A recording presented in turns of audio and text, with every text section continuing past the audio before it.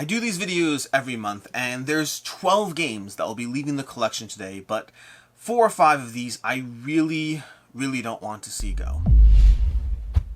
Hey, I'm Alex Radcliffe from Board Game Co, and this is games leaving the collection for April. 12 different games that will be going away. One that I didn't enjoy, one that I didn't play, one that I tried to play again and failed, a few I don't mind leaving, and 4 or 5 that reality just dictates that I have a limited number of shelf space in my collection, a limited number of time to play games, and I have to get rid of games. This is going to become more and more common. If you continue to watch this series, I'll probably be saying this every single month, you will see great games leaving. You will see games that I rated well, reviewed well, but they have to go because I don't have time to play it all, and I have to make decisions around what stays and what goes, and I pick the things that I love the most. And there's many games here that I really enjoyed, but I don't think they're going to get played in comparison to the other games I already love more, or games that are new and shiny and interesting in that sense. And so we'll go through it.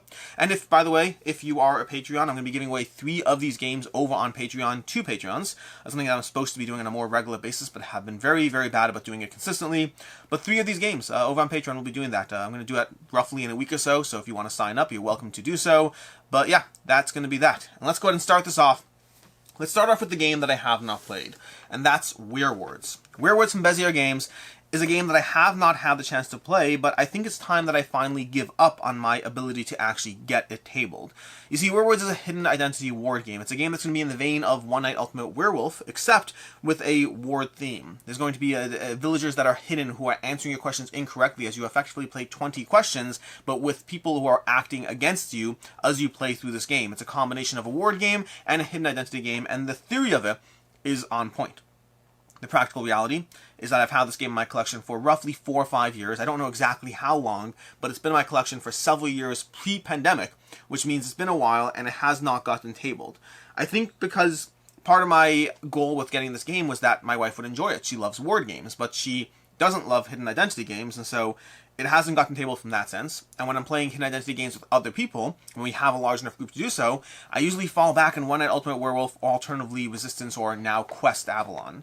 But yeah, I think it's a potentially interesting game. It's a game I definitely want to table at some point in the future, but it's a game that it's been on my shelf for way too long, has not gotten tabled, has not come close to being tabled, and I don't know if or when it ever will be. So, Werewords, time to move on. I want to play this game, I want to like this game. It's just, at a certain point, you have to say it's time to move on to the next game. From there, speaking of which, we'll move on to Res Arcana. Res Arcana. This is a game that I got back and have not tabled it since getting it back, which does happen. It's the rarity, I would say, but it does happen. I get rid of games all the time, and part of what I try to do here, part of this culling process in which I continue to get rid of games, part of that is the occasional mistake. Part of that is the occasional looking back and thinking, maybe I would like that game. Maybe I like it more than I think. Maybe the 2 plays I got wasn't enough. Maybe I just have fond memories and I want to get them back. This happens all the time, and I've gotten games back because of this, and some of them have become keepers in my collection. Games like Everdell, games like Raja the Ganges are games I got rid of, and I love them and can't imagine my collection without them. Rajas, I could imagine my collection without. We'll see. Everdell, not so much. But I love Rajas, make no mistake, but I love a lot of games, and you have to make space for more games. Part of that process has been getting games back, continuing to play them, and then understanding why I got rid of them despite how much I love them. Alhambra is a game that I've gotten rid of, I got them back, I played it, got rid of it again, and I still want to get Alhambra back. It's such an enjoyable game, but I just find it doesn't get tabled often enough in comparison to other games. Res Arcana falls into a weird middle zone. Res Arcana is a resource conversion engine. It's a game all about drafting certain powers and abilities and using those to convert resources and ultimately earn points across a bunch of locations using your cards as efficiently as possible as you go through the game. I like the core idea of what it's doing. Resource conversion, powers and abilities, drafting, all those things should check the boxes that I want in the board game. But I played Res Arcana a few times when it first came out, and it didn't hit. It never did. And even now, by the way, even now it hasn't hit. It's not like I got rid of the game and it's like, I'm going to get it back because I missed the games. I don't. But it continues to get praise. It continues to be a game that's well loved and well received. And then when the expansion came out, I was like, you know what? I'll get the game with the expansion and see if I can get it tabled. It's been too long, and I have not gotten to the table. It's been too long, and it consistently does not get picked. It is neither a game I love, nor a game that's new and shiny. It's kind of in this weird middle zone of a game that I just thought to myself I should like it more than I do. Now this has happened to me before with other games as well. Raiders of Scythia is a game that I got that's re-implementation of Raiders of the North Sea, and I got that one specifically because people just love the game, so despite my lack of excitement, I was like, I'll give it another try. And that one was an interesting one because the fact that it was a new game, even though it continued in the vein of Raiders of the North Sea, made it a little easier to table, but Res Arcana is not getting played. And so again, it's time to move on. Speaking of Raiders of the North Sea, we have Viscounts of the West Kingdom. This, sadly, is the game that I did not like at all, which is unusual, by the way, because if you watch my channel, and if you know my opinion on Garphill games and their games, first of all, I love Hadrian's Wall. Absolutely adore that game. But basically everything else they've put out, I have been middling on. I've enjoyed them without loving them. Raiders of the North Sea, I like it, I don't love it. Architects of the West Kingdom, I like it, I don't love it. Paladins of the West Kingdom, I like it, I don't love it. I played Architects with the first expansion, I played Raiders with both expansions, and I played Raiders of Scythia. All of them I enjoy. All of them are good games to me. None of them do I love, and they're all well-loved games by so many people that I consistently say, I am missing out. Something about the way I engage with their games doesn't work for me. I'm an incompatibility with their game design in some way, shape, or form. Again, Hadrian's Wall being an exception. But despite that, I will continue to try their games as long as they continue to be well-rated. And Viscounts of the West Kingdom is another well-rated game in the series, and this one is the first that I actively do not like. It's not that I didn't love it. I actively did not like Viscounts of the West Kingdom to the point that I read the rulebook after I played it to make sure we were playing it correctly, which is something I used to try to do all the time anyways. It's a good practice to get into. Read the rulebook, play the game, read the rulebook again, now with the context of your experience. But practically speaking, I don't always have the time to do so. But whenever I don't like a game, I usually make the time to do so. I want to be certain that I'm playing it correctly. I want to be certain that the faults and flaws that I had with the experience were not due to me missing the fact that you refresh your hand at the end of the phase or whatever other rule there is. Viscounts of the West Kingdom is a rondel system. You're moving your Viscount around the board, and you're trying to activate various locations. You're building up your deck, you're going to be moving your people up the castle, you're going to be building buildings on the board that will increase your tableau, you're going to be gathering these various tomes or whatever they're called that will give you points as well. Whole bunch of fun things that should, in theory, all weave together beautifully. As you play cards, they go into a grid of cards, so you can have 3 cards in front of you with symbols and icons that you use to power up your actions. That should work for me. But the game felt like a slog. Not just me, by the way, all the players playing. The game felt like a slog to us. It did not deliver on what it's supposed to, on what we wanted from the experience. I shouldn't say supposed to. What we wanted from the experience, it did not deliver. And again, read the rulebook again, did not play anything incorrectly. I don't know why. Continuously, these games do not seem to work for me. This one just was the worst one until now. I absolutely plan on picking up the newest one. Just launched on Kickstarter this past week, but I can't remember the name of it. But whatever their new one is, it's dice placement. And dice placement is a mechanic I love, which means it's really going to determine whether their games have a chance of actually working for me or not so much. But again, Hadrian's Wall is the redeeming one for me. Hadrian's Wall is the one that gives me hope that it's just consistent choices in some games, but not necessarily all of them. From there, we'll move on to DC Comics deck building game, Teen Titans. Now, I'm not getting rid of the base game of DC Comics deck building, at least not yet, but I am getting rid of Teen Titans. I had a review of both of these on my channel, a review with my son, and my son enjoys the base game. I enjoy the base game, I just don't love the base game. I decided to review or cover or play DC Comics deck building game because of the newer Kickstarter that was on Kickstarter. I passed on the game for the past 10 years, but hey, maybe it's amazing and maybe I should be paying attention to it. And I think it has an audience, I just don't think I'm that audience. I think DC Comics Deck Builder is a very accessible deck building experience that combines the IP, the heroes you like, into a board game with a very accessible deck building experience, but one that does so at the cost of any thematic integration. Nothing you're doing actually makes sense. You just have cards with heroes in them and abilities and things, and you have your bat cloak and your radar and your bat car and there's more than just bat stuff. You have laser vision, kicks, whatever there is, I don't know. You have all the stuff. The game lacks any real theme past throwing things on cards and giving it to them, which is enough. It's enough for my son. It's enough for a lot of people. I liked my experience with it, did not love it, would not play it or pick it myself, but it's fun. It's a good game. I can recommend it as a good intro deck builder if you want the IP. If you don't care about the IP, I get the minion instead, or Quest for El Dorado. But I'm getting rid of Teen Titans because these two are standalone games. The base game and this are both standalone. Sure, you can mix and match if you wanted to, but I find Teen Titans adds a degree of extra work with the maintenance cards, with the there's a term for the cards that stay in play. I'm blanking on the term, but a little bit of extra maintenance in terms of keeping track of all those cards, the ongoing cards, and that maintenance made it a little harder to play with my son, who's 6. And so we're gonna keep the base game. I'm gonna get rid of this one. He liked both of them, but also he likes the heroes in the other one. He likes Batman and Superman and Green Lantern more than these people who all exist, but they're just not the stuff he watches as much. And that's DC Comics deck building. DC Comics deck building game. Next up, we have Pandemic Fall of Rome. Pandemic Fall of Rome, which is definitely one of the better Pandemic variations that I've played recently. I like Pandemic Fall of Rome. It is a good experience. It's one that you're basically, well, you have the pandemic system of cards where you're playing those cards and you're going to be flooding the population with these barbarian hordes, and you're the legionnaires who are trying to take them down and protect Rome from being invaded. It works. It works well within the pandemic system, and it does so with minor integrations that make it feel different enough compared to whatever you're used to. There are enough differences to try this game compared to another pandemic game, and I enjoyed what it's doing. Also, base Pandemic or vanilla Pandemic in any shape or form, whichever one of the knockoffs there are, not knockoffs, whichever one of the variations there are, I've stopped caring as much about vanilla Pandemic because of a combination of having played Pandemic dozens and dozens and dozens of times, having played nearly all of the variations of it, and then having dove into, I always mix up those words, having played the Pandemic Legacy systems. I played Pandemic Legacy Season 1 twice, Season 2 twice, and I'm currently in the middle of Season 0. So I have a good 100+ games of Pandemic under my belt, which means I'm always intrigued with the new variations, but I've played through the system enough to not be captivated by them so much as I am intrigued. I like them, I will continuously try them, I just don't need to keep this one around forever. Next up we have one of the hard ones. We're going to go a little out of order here. We have one of the hard ones. This is Citadels. This is one of the harder ones to get rid of because I really, really enjoy Citadels, although it helps that I do have a replacement in mind.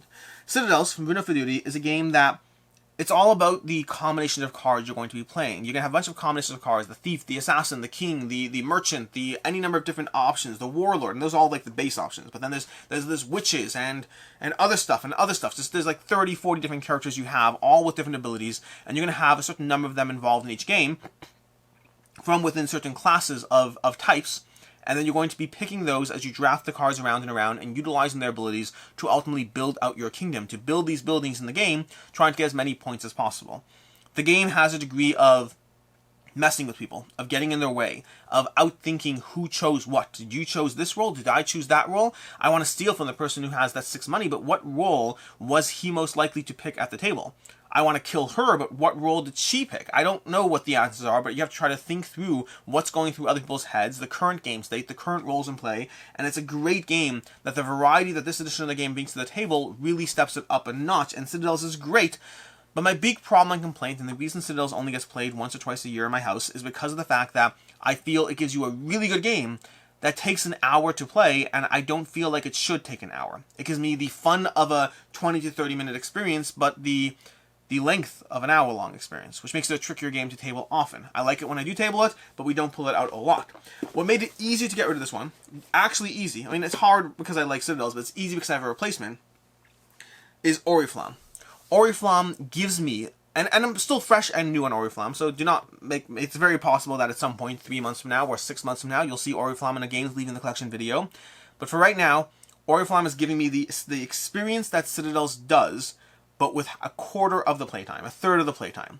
It gives me that same double think, that same character choice, the same what happened, what do they do, how do they think, what is the current situation on the board, and what benefits them, but it does so in a significantly faster playtime with a higher dose of screwage and messing with people compared to the ratio in Citadels, which is a little bit screwing with people and a little bit of just building your own cities out. I think Oriflamme does what Citadels does, and I think it does so better, at least for right now. Time will tell whether it holds up. I've played Citadels dozens of times. I've played Oriflamme like 4 times. So time will tell whether my opinion holds up across who knows how many plays. But for right now, I already had that concern about Citadels, and Oriflamme made it easier to address that concern. From there, we're going to go to an easier one. Overboss, a boss monster adventure from Brotherwise Games. Overboss is a fun game. I think Overboss is a game I can easily recommend, except for 2 caveats. The first caveat is I couldn't care less about the theme. The theme, the whole 8-bit over, like this whole aesthetic and theme and video game graphic style going on behind it does not work for me in the slightest, so I'm not pulled in on that count. The second is I have games that do what this game is doing, but in my opinion do so better. To me, Overboss is a version of Cascadia that I find less appealing than Cascadia, less variable than Cascadia, a little bit more repetitive than Cascadia. The general idea of Overboss is you're selecting a tile and the little creature on the tile, the ghosts or goblins or whatever they are. You're choosing both a character and a tile. You're building out your own personal board as you place that tile, place that character, being mindful of the tile scoring rules and the people scoring rules to somehow get the best score possible across those rounds of play. If you played Cascadia, you understand why I'm comparing them. That same concept of picking a tile and a creature and trying to combine the two as you build out your own terrain and landscapes, both of the games have a similar high-level overview of what they're doing, but I just don't care about the theme of Overboss, and I love Cascadia. Overboss is fun. I can recommend it as being a fun game that I really enjoyed. I like that mechanic in general, and I liked it in Overboss as well. But when comparing it to Cascadia, it's not even close to me. The only reason that I even had Overboss until now, meaning I played it and kept it around for a while, the only reason I had it around until now is because my daughter liked it, and in theory we were going to continue playing it. In practice we are not playing it, and so it's not sticking around, at least not this time around. But it's a good game. I like it. I think some of the attacking aspects of the game, you have these attack cards you're going to be using to like mess with your opponents, I think that feels a little bit out of place. I like the character abilities, that's a fun aspect. It does some things that are really solid. I'm happy I had a chance to play it, and I think it's a good game, especially if you find yourself pulled in by the theme. For me, I have enough games that do this, and Cascadia is an easier selection for me. Next up, we have an easy one. We have Legendary and like 3 expansions in here. I recently reviewed and covered these on the channel. This is Legendary plus 3 expansions, Doctor Strange and the Messiah Complex, and the other one that I'm blanking on, I can't remember. But either way, we have Legendary as a game system is a deck building experience similar to DC Comics. It's actually suiting that they're both leaving in the same video, but it's similar in the sense that it is a deck builder with a superhero theme pasted on. The differences in execution are actually very strong. I think DC Comics is a more gateway-friendly version of deck building. I think Legendary is a better game at the end of it. Both of them, to me, are fun games without being games that really give me what I want out of a superhero or deck building experience. There are other games that I think do superheroes better, Marvel Champions, Marvel United, and there are other games that I think do deck building better. Dominion is always going to be my go-to in that category, although anything from Star Realms. If you want a simple, quick gateway deck builder, Star Realms will do it. I mean, you'll have this similar feel as you do in DC Comics, a little different than what you get in Marvel Legendary, but I think there are a lot of great games out there, and deck building is flooded with great accessible games, including, by the way, have you seen this thing about Star Realms Legacy? That might be a thing. I like Legacy games, so we have to dive back into Star Realms. Either way, but diving on to Legendary. Legendary is a good game that I think the base game to me is on par with DC Comics. I liked it, didn't love it, I could completely pass on it. Once you add in the expansions, it does take it up a notch. The deck building moves more closer to where I want it to be. A little bit more complicated stuff, a little bit more abilities, a little bit more interactions past just some basic number crunching. But it still doesn't give me enough selection in picking my cards at any given time that it ends up having the same problem that DC Comics has to me, which is I don't feel like I'm making interesting decisions. I feel like I'm mostly making the obvious choice. The lack of agency of how many cards I can actually get and the cards that cycle through and then combine that with possible duplicates, and I more often than not feel like I'm making the choice that is presented to me as opposed to actually making thinky, interesting choices. Do I enjoy the experience? Absolutely. Would I rather play something that I'm making more interesting decisions along the way? Also, absolutely. Next up, we have one of the hard ones. This, from the next ones down, we have all hard ones. These next 4. So it's basically Citadels plus 4 more are all the hard ones that I have a hard time getting rid of, that I really, really enjoyed all these games, but I just have to pick the games I like the most. So, yeah, I mean, the Citadels I have a direct replacement. With these others, I just have generic stuff. We'll go through it. So, starting off with Mandala Stones from Board and Dice. Mandala Stones is an abstract strategy game of a grid of, well, stones, and you move these little pieces around the board to try to take the stones and slot them into your own personal board. You're slotting them in order to try to score them based on the way you stack certain patterns and colors on your board, and so you're trying to alternate between taking actions and scoring options to try to ultimately get as many points as possible. When I say it that way, it doesn't necessarily sound that compelling, but it is compelling. The game gives you simple, quick decisions, both around how you score and around how you select the tiles, combined with some personal goals that make the game very engaging in what it's doing. It is a solid abstract strategy game, but also, in terms of direct comparisons, I'd rather play other abstract strategy games. Azul, I find more interesting in what it's doing.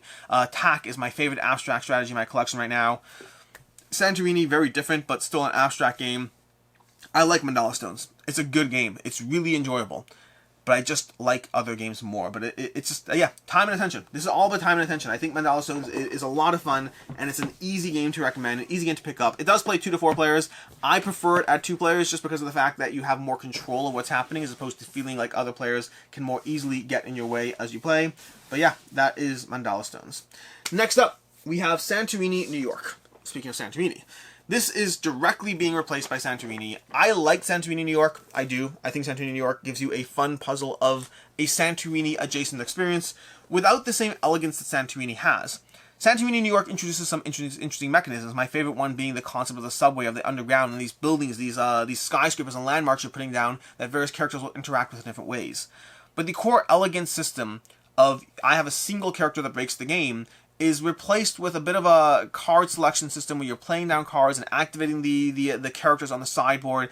The game doesn't feel as elegant as Santorini. I like some of the additions that it does. You still have the core idea, try to get to the top of the tower. There's a different end game condition as well in terms of the engineers. I think they're called engineers if I'm not mistaken. So there are interesting mechanics in play. The core concept is there. There's interesting mechanics. There's interesting changes. I think it's a good game and a fun addition to the genre, with the caveat that I'd rather just play Santorini. I'd rather just stick with the original Santorini that I think feels less fiddly and gives me more sense of control over my character, my power, as opposed to, having generically available characters for everyone to use. And it's not like it even solves the luck problem of your character potentially being better than mine, because you still have the luck problem. Now it's just the hand of cards that you're dealt to activate those characters. I like Santorini New York. I just like Santorini more. So that's that simple. It's a direct comparison to its older brother, and a direct comparison that ultimately it loses in. Next up from there, the last two are really hard. Mandala Stones and Santorini, I still have comparisons. The last two are hard. Between Two Castles of Mad King Ludwig. Between Two Castles of Mad King Ludwig and Expansion, an incredible game from Stonemaier Games that combines the room scoring madness of Between Two Castles of Mad King Ludwig, and then the multiple scoring on both sides aspect of Between Two Castles. This is a good game, especially with expansion. If you have the expansion, which I do, I have it in here, it's a really solid game that allows you to continuously build out your castles, drafting a handful of tiles and adding them to your castles on both sides, and you score the lower of the two sides that you have. It's a great game. It plays at higher player counts, which is very nice. You only have to be mindful of the things to your left and right, which is very nice. The scoring is a lot of fun to try to maximize your scoring on the tiles you're placing down into your castles. All of that is very nice. I find that it's a game that I'm only rushing to pull out at higher player counts. Specifically at 5 and 6 players is where I'm going to pull this game out. At 4, there are a million other games I'd rather play. At 3, there are a million other games I'd rather play. And at 2, I don't think this game thrives. So 5 and 6 is where it has a chance of hitting the table. And at that point, with that degree of frequency that I have that happening, I'll usually end up playing 7 Wonders. Or maybe even Ethnos. Ethnos is better at 5 and 6, but still, there are a handful of games that fit this kind of slot. Tiny Towns as well. Tiny Towns I prefer to Between Two Castles. All of these games, Tiny Towns, Between Two Castles, 7 Wonders, possibly others that have to go through my collection, fall into a category where they're great at hitting that higher player count and doing so well and being flexible at what they do. I like Between Two Castles, but I would never personally pick it over 7 Wonders. There's not a situation in which I will pick Between Two Castles over playing 7 Wonders. I just prefer 7 Wonders directly in terms of when I would pick and play Between Two Castles. I do really like Between Two Castles, though. Like, it's a lot of fun. If I recall correctly, I gave this a 4 out of 5, and I stand by that. I just think 7 Wonders is better for me, and the specific case in which I would play Between Two Castles is limited. I really like what it's doing. I think the scoring is satisfying. The biggest critique, I would say, in fact, is the reason why I think 7 Wonders is better for me compared to Between Two Castles is I think the scoring mechanism of how you score in Between Two Castles, there's not as much nuance or variety to a lot of the tiles that you're scoring for. It works, it does the job, but I think 7 Wonders gives me more nuance when I'm grabbing my cards. Now, what I will give Between Two Castles, what it does better than 7 Wonders, is that sense of companionship, that sense of working together with the player to your left and the player to your right. There's a degree of teamwork in a game in which you will win alone, but you will work with others to win alone. I like that mechanic. I like how it was implemented in Between Two Castles of Mad King Ludwig. I haven't played Between Two Castles, so I can't comment on that. I would love to see, what's it called? Whoever makes 7 Wonders, what's the name? Repos, Asmodee.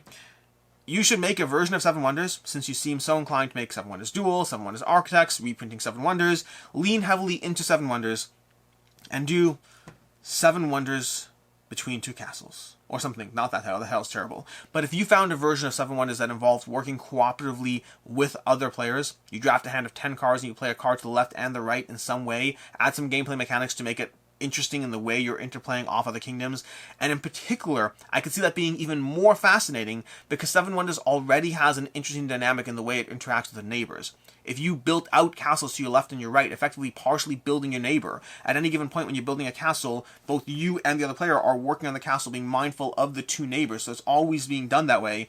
That could lead to its very own interesting trade network aspect of 7 Wonders. Focus a little less on the battle, because it's hard to focus on how you have the battle between the castles you're building on the left and the right, and a little bit more on the way the kingdoms can build and feed off one another, the discounts they can get, the rewards they can get, hiring mercenaries from kingdoms to the left and the right. I could see a very interesting game being built around the combination of what Between Two Castles is doing, combined with the Seven Wonders gameplay.